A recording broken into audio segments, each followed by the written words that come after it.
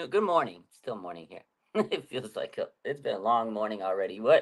How are we doing, ladies and gentlemen? I was hoping that it would be Victory Monday today, but it's not. We're not here on a Victory Monday. I was talking to a friend, and she was like, "Raj, Victory Mondays? That's a great thing, or Victory Tuesday, whatever." She said, "What do we call when they don't win?" And I was like, "I don't even want to." I was like, "I don't. Why are you asking me this question?" She said, "What is it? So she came up with the term miserable Monday. And that's literally how it feels. It's a miserable Monday. And we've had too many of them so far this year. I don't like it. I know you guys don't. There's a lot to talk about. We discussed last night's game. I really don't want to, but we're going to. And we're going to talk about all the updates that Kyle Shanahan had given the media this morning. We're going to talk about that kind of stuff. And not only that, there has been some fallout after the game. There's some stuff to talk about, following the game. And I think we should definitely do that on Monday to cope with that loss. 49ers have a quick turnaround. Thursday night football against the Seahawks. This is a must-win game on Thursday. But before we get there, we got to digest and absorb. What the hell did we just witness last yesterday afternoon against the Cardinals? It was a tough loss. It was hot. I saw some videos online, social media, it was posted where fans at the stadium, it was so hot that they left their seats and they kind of huddled around broadcast TV in the halls of the stadium, in the shade. They were in the shade watching the game together because it was too hot at the stadium. It's a brutal loss. But let's get to it. How are we feeling? How are we feeling? Claudia says, I'm so disappointed. Carl says, I'm not great. JR3 says big coaching changes needed to be made, specifically the defense. And David says, man, these shit losses make Mondays worse. Absolutely, they make Mondays. Mondays are bad enough. Now we got these losses. It's tough. Chris Teal says another defensive breakdown of the secondary. It's not just the secondary, it's the defensive line. When you're not getting pressure, your secondary has more pressure on them. And teams know just throw it deep on the 49ers. And then we've been saying that. The 49ers, you throw it on them, and most of the time you're going to be successful. That fourth down play that Kyler Murray had towards the end of the game, where he threw it up, and it was like a fadeaway kind of prayer. And they caught that. I was like, at that point, I was like, wow, what is the Niners defense supposed to do? Because they can't do it. They couldn't get push. They couldn't get, generate much, um, you know, pressure on Kyler Murray. And let's talk about that specifically, the pressure on Kyler Murray. So the numbers came out this morning. I want to kind of get to these before we get to, some other things. So the 49ers, obviously the highest graded player was Nick Bosa. He was so good yesterday, and he was everywhere. But the rest of this defensive line has not really been able to help him out yet this season. 49ers had 9 pressures. They had 1 sack as a team yesterday, and it was Leonard Floyd, right? He had 3 pressures. Bosa had 2. Kevin Givens, 1 pressure. Collins had 1. Sam O had 1 pressure. Jair Brown had 1 pressure. So really, it just doesn't seem like there's a lot of pressure going on. 9 in the whole game just doesn't seem like they're generating a lot of pressure, and it's unfortunate. So, and going off of this news, so I want to get into the big, injury updates. The 49ers defensive line has been ravaged by injuries. We all saw Hargrave a couple of weeks ago, and several other players. So Yetur Gross Matos, we all know he had a knee injury. They placed him on the injured reserve. Apparently, Kyle Shanahan reported today that he underwent knee surgery on Friday, and now he's going to be out 4 to 8 weeks. We knew he was probably going to miss at least 4 weeks, but now we get a little timetable, and that's unfortunate. Yetur Gross Matos was a free agent that the 49ers signed. They were hoping that he'd come in and change things around and be able to give him some defensive pressure on the side. He's done nothing. He had the knee injury. He had to get surgery, and now he's going to miss 4 to 8 weeks. And that's just another blow to this defensive line, who have not been able to generate pressure. They let Kyler Murray do whatever they wanted. They let the run game, James Conner, bully them all night. He was just pounding them down their mouth in the second half. It was kind of frustrating to watch. Not kind of, it really was frustrating to watch. So, Yetur Gross Matos, now he's going to be out 4 to 8 weeks. He pretty much took the money, and the 49ers haven't got anything from him. I mean, it's unfortunate. Can't plan these injuries, but it is a very horrible situation when you have a guy like that you really relied on, and then Hargrave also goes down with the injury. So a lot of players not being able to produce. Drake Jackson, as we know, he went on the injured reserve as the season was about to start. They placed him on the injury reserve list as the season opened up, when they were making rosters and stuff. So D line has been tough this year, specifically this year. It's been really bad. They've had players that they hoped that could step up. Kalia Davis, they opened up his practice window, but I mean, is he going to be enough to give them that oomph? I don't think so. I mean, no disrespect to him, but Kalia Davis, he's not going to be a world renowned player in a matter of weeks. And, he's still a young player trying to develop. Niners aren't getting anything out of Robert Beal. Like, I just feel like he hasn't done much. Leonard Floyd, probably one of his better games with the 49ers so far. He has, they played five, but, overall, I haven't seen him do a whole lot. And Nick Bosa yesterday played a hell of a game. He was probably one of his best games. He had the interception.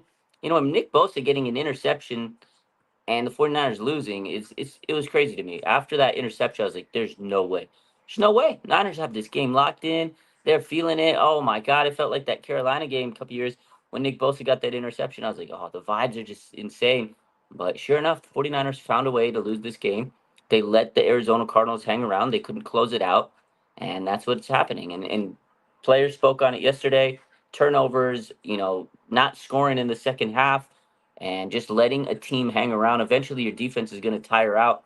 And that's exactly what happened to the 49ers. Like, their defense played okay in the first half, and you could just tell they were so tired. They weren't making the plays. They were kind of giving half effort. And even on the 49ers offense, the O line, I'm sure you guys saw, today, people are posting the videos of the Jordan Mason fumble, which it was a bad play by Jordan Mason. I wish he didn't fumble the ball, and he gets a bad rap for that play. But did you see the execution of the O line? Like, none of those guys were blocking. Like, Kyle Juszczyk just kind of lollygagged his way. George Kittle, who is a fantastic blocker, kind of lollygagged himself, and it just feels like they were maybe tired. And again, you can't blame the heat. Like Diamador Lenore says, you ain't blaming the heat. Some people are just soft. He says, we're not soft, but you watch that highlight and you're just like, dang, man, what happened? So unfortunate for the 49ers in that aspect, that, blocking was bad. And in terms of offensive line, let's talk about this. The 49ers, pressures allowed, right? They didn't allow a sack necessarily, but Brock was running for his life for most of that game. You saw the game. And I feel like Brock trying to play hero ball at times. I think he was holding the ball a lot longer than he needed to. There was times where I'm like, get rid of the ball, Brock, get rid of the ball, and he was holding the ball. Was he running for his life? Sometimes he was. Trent Williams, he had three pressures. Dominique pressures, he allowed three pressures. Aaron Banks had two. Colton McKivitz had two. And Jake Brendel had two pressures. Like, that's a lot of pressures. Was that 3, 6, 7, 8, 9, 10, 11, 12 pressures allowed by the 49ers? Again, three from Trent, three from Pooney, two from Banks, two from McKivitz, two from Brendel. And those are issues on the 49ers. You're letting your quarterback run around in in the backfield. And he's a guy that's trying to play hero ball, a combination of Brock holding onto it, trying to make a play, and then the 49ers are allowing a lot of pressure. So they got to figure that out, because that's definitely an issue for this team. They're not blocking as good as they are known for, and especially in the run game, So definitely was frustrating. So a lot of missed tackles, too. If you watch this game on the defensive side of the ball, 49ers missed so many tackles. I wish Dre Greenlaw was out there. I think I tweeted this out there yesterday. They need his energy. They miss his tackling. Like, you see him when he pushed McBride, when Mooney Ward and McBride were getting into it on the sideline. Dre Greenlaw was making more plays, and he was in street clothes than the defense yesterday. That tells you a lot. I miss Jerry Greenlaw, man. Unbelievable. And I miss Christian McCaffrey. We're going to talk about Christian McCaffrey because there was an update on Christian McCaffrey today from Kyle Shanahan. According to Kyle Shanahan, the 49ers will continue to ramp up their process with Christian McCaffrey, but they have no plans to activate him on a short week. Obviously, we knew this because last week the update was, hey, maybe after Kansas City, he's doing good. He hasn't flared up, but they're going to continue to ramp up Christian McCaffrey. So last week was a good week for him, right? He ramped up his rehab. He had no setbacks, so now you got to do it again. You have to have another week of more intense work, and hopefully this week he doesn't have any flare-ups, and that's what they're hoping for. Every week you ramp it up a little bit more, and you're hoping that he has no setbacks, and that will tell you, okay, he's ready to play. So that's kind of where the 49ers are with Christian McCaffrey. And, we need him back. Yeah, I love Jordan Mason, but they're putting a lot of pressure on him. And the key with Christian McCaffrey is the red zone offense. You guys watch the game. The 49ers cannot score in the red zone if their life depended on it right now. They get all the way down to the red zone, and then the windows close up. And Brock Purdy's good at throwing into tight windows, but I feel like he's not able to get those tight windows when it gets even tighter in the red zone because Christian McCaffrey opened everything up for them. Debo and Brandon Ayuk non-existent in the red zone. Both of those guys have had a hard time getting touchdowns down there. Debo wasn't even used much yesterday. 4 touches, 20 yards.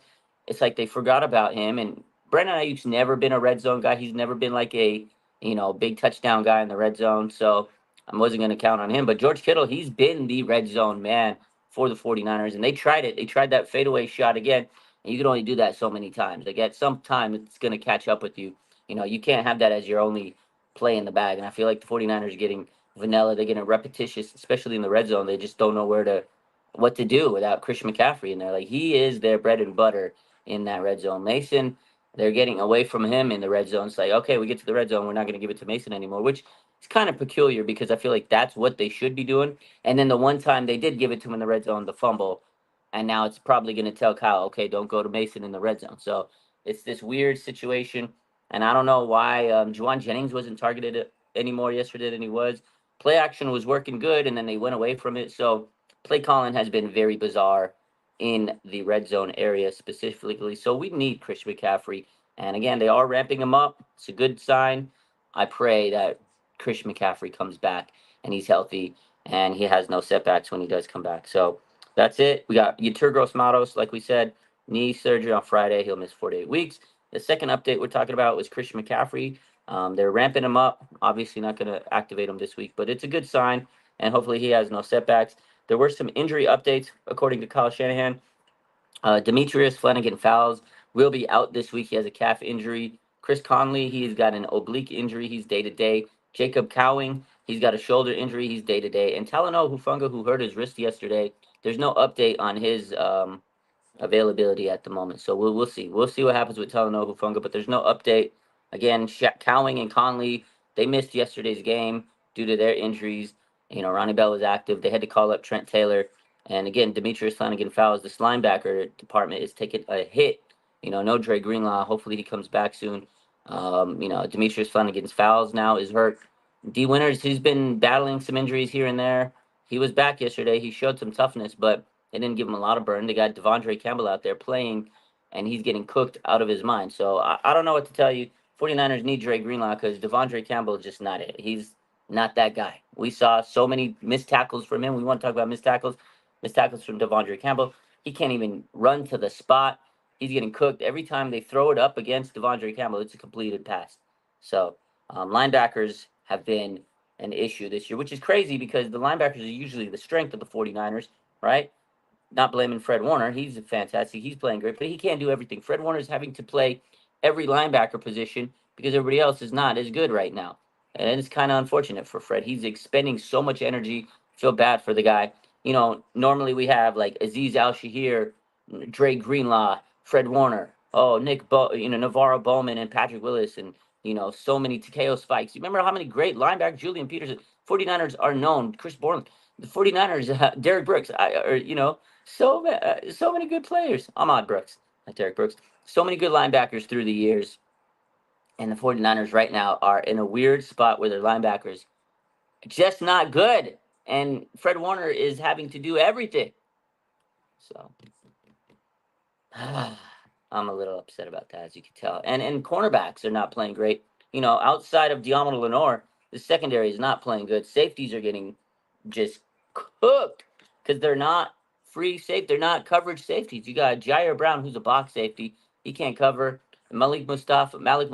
I love the young player. He's got potential. He's a hitter, but he's still young. He's still developing. I don't know about his coverage skills right now. Hufunga, he's coming back. He's a little fragile right now. And that was the one thing I said. I said he's coming back from an ACL. His conditioning is not where it needs to be. Who knows how much he's going to play. I did say this many months ago. I said the 49ers need to get a safety. They need to go get Justin Simmons. They need to get a safety. They need to go get Justin Simmons. I said it. I stand by it. They should have done it. And now they're at a weird position with safety.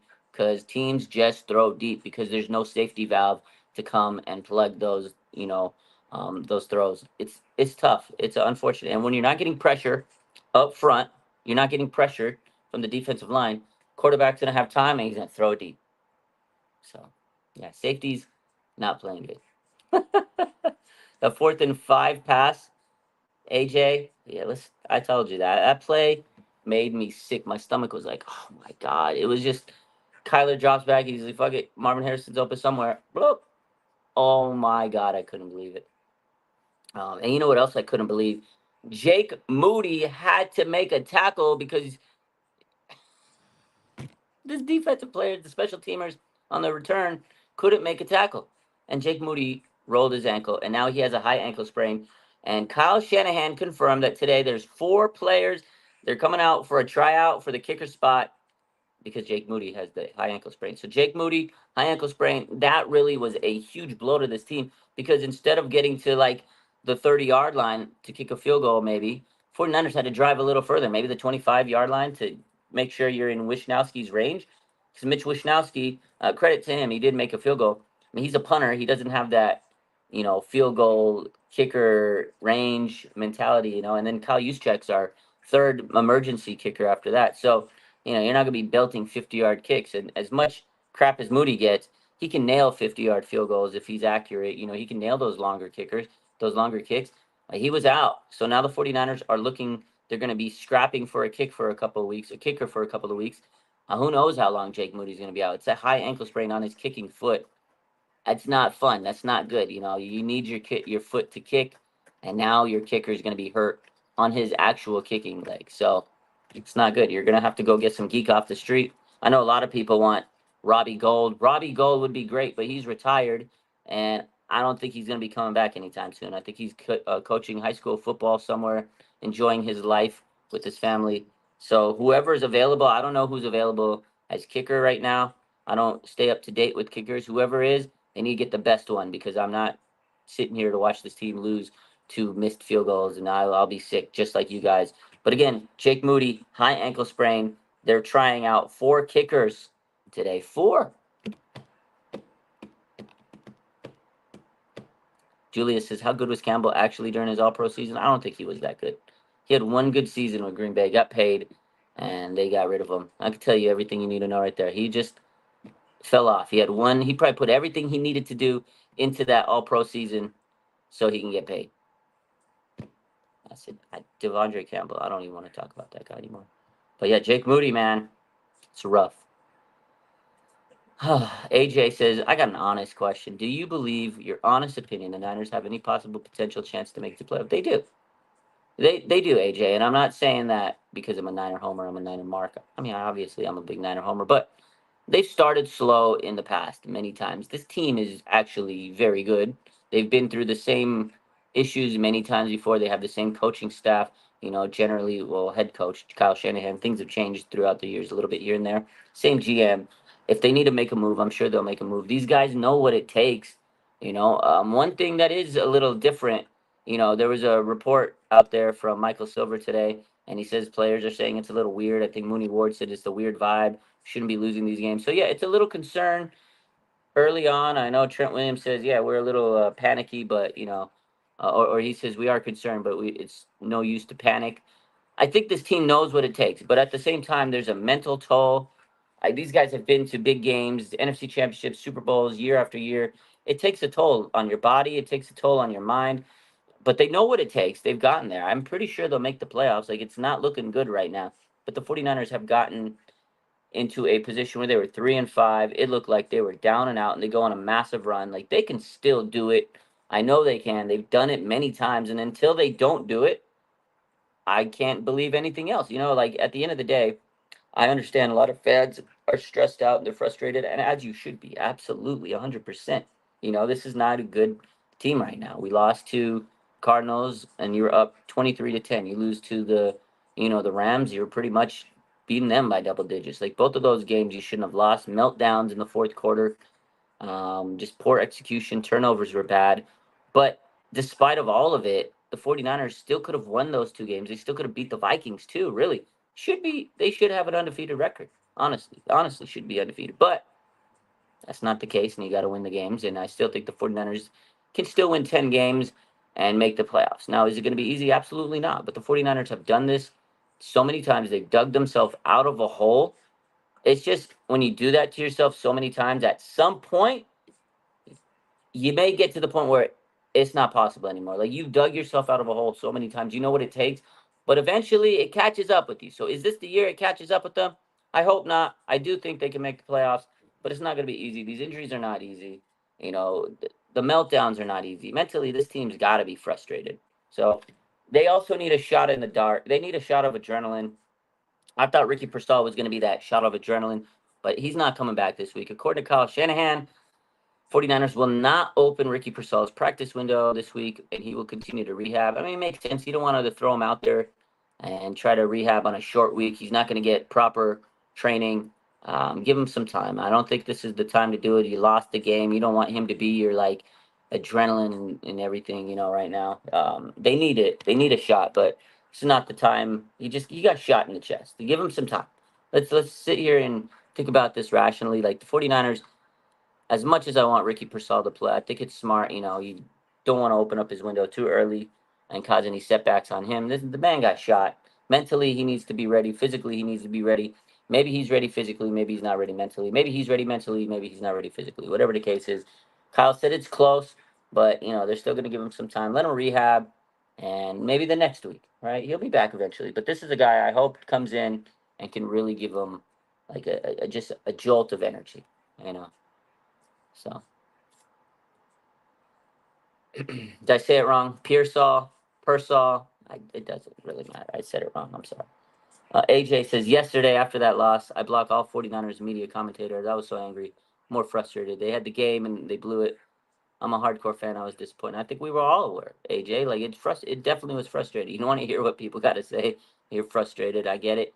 I was irritated. But, unfortunately, as a content creator and doing all this stuff, we got to be out here. We got to talk. We got to post the stuff. The days go on. Um, it sucks, dude. Oh man, Gators fan here. There you go. Yeah, you know how Ricky is. He's good with the Gators, man. He was a great player. And again, I really hope he can be that guy to give him that energy.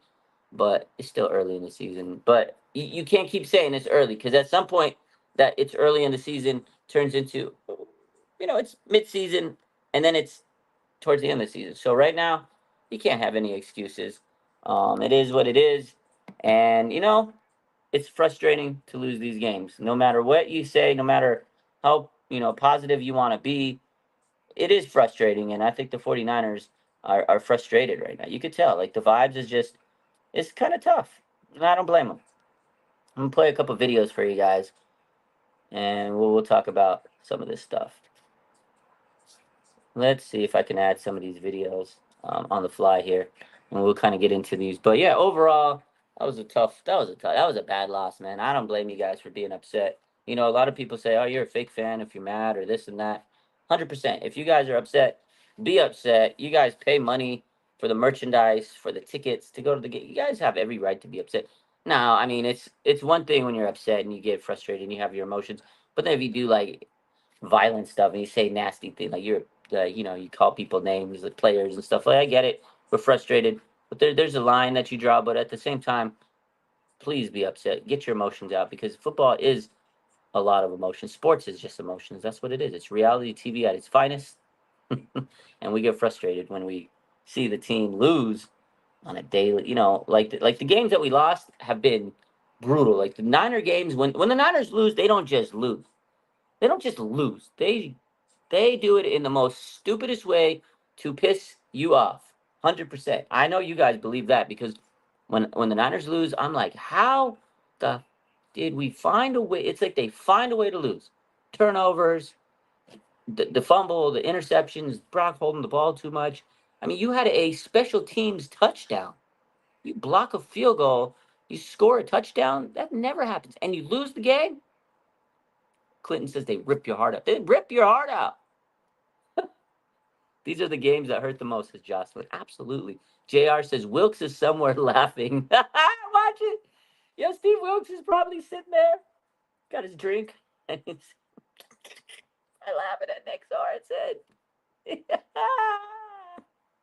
Oh my God. Let's hear what Richard Sherman had to say, shall we?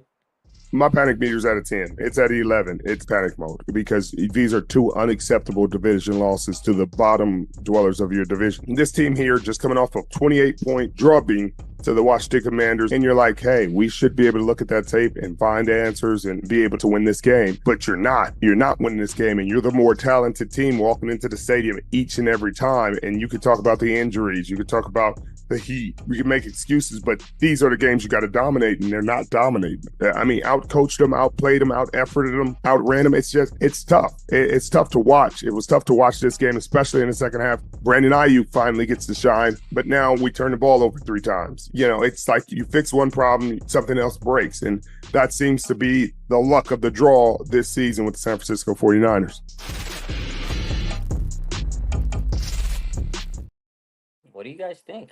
Richard Sherman, he says it's panic mode. You know, 2 unacceptable losses in the division. Rams, Cardinals should have beat them both, and he lost. And he's right. You know, you watch the Commanders game against Arizona, and you're like, how the hell Niners lose to this team? They got drubbed. But I did say one thing last week that I'm gonna continue to stick by is when I talk about games is the 49ers were playing a desperate Arizona team. A desperate team's a dangerous team. And I've said it so many times. Cardinals were a desperate team. And I think they were more desperate than the 49ers to win this game. The 49ers didn't seem desperate. I think they were happy. They were 500. Oh, yeah, when we salvaged the week, salvaged the month, we're 500. We got good vibes. We're going back home. Like, they were so chipper. And I think they didn't play with the sense of urgency. I think sometimes the 49ers get too content and then they stare a team that's just desperate to win and they're more hungry. They're hungrier. Sorry, they're hungrier, and then they collapse. And that's exactly what happened. I think Sherman's right. You know, it's a must-win game on Thursday. Uncle Sherman, man, you can't knock what he said. He absolutely kept it 100, and I hate to say it, but he's right, man. It was I don't know necessarily if I'm panicking because again, I have seen this team be able to battle back and seen crazier things. And it's an early time of the year. A lot of teams are kind of at the same point the 49ers are at this 2-3. This is a big junction. Are you going to be able to fix those mistakes and go on a run, or are you going to continue to play that way and fall apart? Like there's we're at this weird junction of the season where okay, we're 2-3. We're getting closer to the bye week. Are we gonna be able to go on a run, or are we gonna like dig ourselves deeper into the hole? If the 49ers go like, well, they got 3 more games until the bye.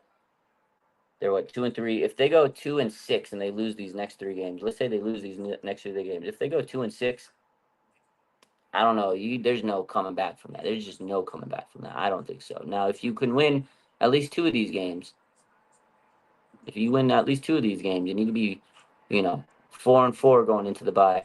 That's a lot better. That's a lot better. And you got a good chance of going on a better run. You know, mentally, you'll just be a little bit more clear because 2-6 going into the bye, you're gonna be stressed. You're gonna be anxious. You're gonna be trying too hard to win these next games. You're gonna be desperate, but it's gonna be a bad desperate. You know, so big junction. Richard Sherman said it though. You know, you can't lose these games to your division opponents. It was bad, and you know, when one thing goes right, all of a sudden something else breaks, and that's what's happening with the Niners. Like something continues to break and go wrong when you fix one thing. Like Brandon Ayuk, he came back to reality. It's like boom, snap back to reality. Oh, here comes BA. I was like, okay, my boy, I had to wear the shirt. BA, respect to BA. Played good yesterday. Had his best game of the season. He showed why he deserves it. He played his ass off, man. BA was doing the thing. And then the fumbles, then the interceptions, and then the poor defensive tackling. And then you couldn't, all the stuff that happened, all the stuff that went wrong. So he kind of Rich Sherman kind of alluded. They're low key in trouble right now, and it's a must win on Thursday Night Football. So Debo's got to do much. You got to get Debo involved more. It's unacceptable. Jordan Mason got to protect the ball. Got to protect the rock. You got to block him better. Again, it's unfortunate these things are happening, but the 49ers, they got to weather the storm. They've been through worse, and hopefully they can continue to weather that storm. I'm going to play a couple more things. Videos you guys may have seen, but I want to kind of wrap this up, play a few videos from the team, see where their head's at. And again, one of the big issues, red zone, turnovers, and just poor defensive execution. All those things need to be fixed. And not only that, you have to be able to close out a team. The 49ers are just not closing out. I don't know what the case is. Doubt creeping in your mind, or you get that sense from the team's mind about being able to kind of close these games out as a team? No doubt. There's none of that. I would say that we just have to go out and prove that we can do it. Other seasons, like, I've started seasons where we won all the games and like we figured out how to win dirty, like really gross wins, but you still win. And we haven't figured out how to do that yet as a team, and we need to do that.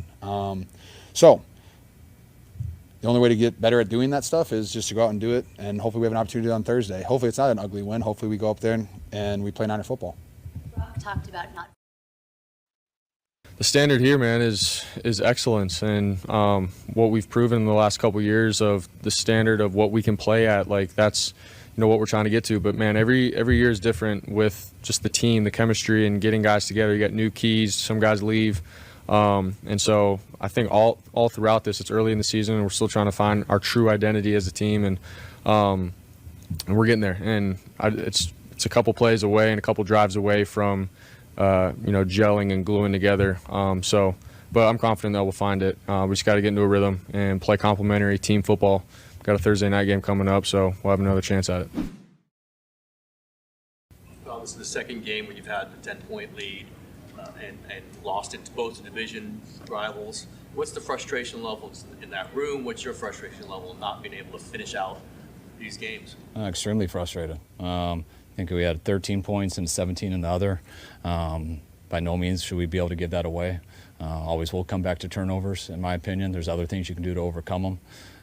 Talked about last night how we thought a key in this game would be turnovers, and that's exactly what the first half was. Gave us a huge advantage, and then it flipped in the second half, and when you do that, it's tough to win.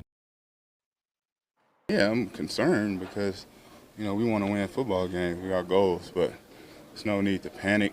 We'll get it figured out. We had the game won and we gave it away, but you got to kind of wipe it and get on to the next. It's not there's not really not any time to sulk or feel sorry for yourself. You got to move on. There you have it, ladies and gentlemen. The 49ers, tough loss against the Arizona Cardinals. Doesn't seem like they're 100% in panic mode, but you kind of get the sense there's a little bit more urgency. They got to get this dub. They got to be able to clean up those mistakes. Turnovers, as Kyle mentioned, were massive. I think Brock Purdy was right. Just don't seem to have an identity right now. I think they're close to it. Don't have an identity. I agree with what Manny says. How the heck did Debo get only one catch? You got to get Debo involved more. Like, he is a integral part of this offense. He's a playmaker. The ball needs to be in Debo's hands, and I don't know why he wasn't a bigger focal point. Especially you don't have Christian McCaffrey. Go back to what made you click when you were running the team without Christian McCaffrey. And I feel like that is one major issue that continues to stick with the Niners, is they just can't run the offense without Christian McCaffrey. Like, what were they before Christian McCaffrey? I think the 49ers are still trying to get adjusted. And they didn't have enough, it was weird because if you remember before Christian McCaffrey came, they did struggle a lot. They used to get into the red zone and have to kick field goals. Remember Robbie Gould? That's why he was that guy. Robbie Gould was the man because he was the offense half the time, right? And I think the Niners are just going back to that because they don't have Christian McCaffrey, but I could be wrong. AJ says, based on your analogy, Seattle is desperate to win Thursday, and the Niners are going to overlook Seattle. They need to figure out this between now and Thursday. Yeah, I think Seattle's going to be – I don't think Seattle's going to be desperate. See, that's the difference. I don't think they're going to be desperate because they're still 3-2. A desperate team is like the Cardinals. They were 1-3. They needed this win. I don't think Seattle's going to be desperate. Like, yes, they need the win. They want to win this game because they don't want to lose this division lead to the 49ers. If the 49ers win on Thursday, guess what? They got the division lead. They're first place, which is the craziest thing in the world, that you'd be first place in the division after the way the season started out. So that's why I'm not giving up yet, and that's why I'm not panicking, because you can beat Seattle and be first place. It'd be crazy. But I don't think Seattle is going to be necessarily panicking. I don't think they're going to be desperate. I think they're going to be angry. I think Seattle is going to be a very pissed off team. They just lost to the Giants on a blocked field goal touchdown. Like, you saw that end. The Giants somehow, some way came up and beat Seattle. So I think Seattle's going to be pissed. I don't think they're going to be desperate. I think they're going to be more of a angry team. And sometimes an angry team plays with too many emotions. So this could be good for the 49ers coming into Thursday, playing a team that's pissed, but it could also be bad because a team that's pissed it plays pretty dangerous. So we'll see. I don't know. DK Metcalf, he might have a big game on Thursday, and I hope he doesn't. So David says every time we get the Chiefs on our schedule, we always in bad form before we play. We kind of like always have this weird start to the season, and like half 4-4, 5-3, 3-5. I don't know. We'll see. Let's see if we Niners can get it back on track. You guys have a good rest of your day. Enjoy the rest of your manic, miserable Monday. I wish it was a victory Monday, but hey, guess what? Short turnaround. The Niners get some football on Thursday. They're either going to make or break your long weekend, and I hope they make it because I can't take another loss, especially to the Seattle Seahawks. I will be throwing up. I'll see y'all later. Have a great rest of your day.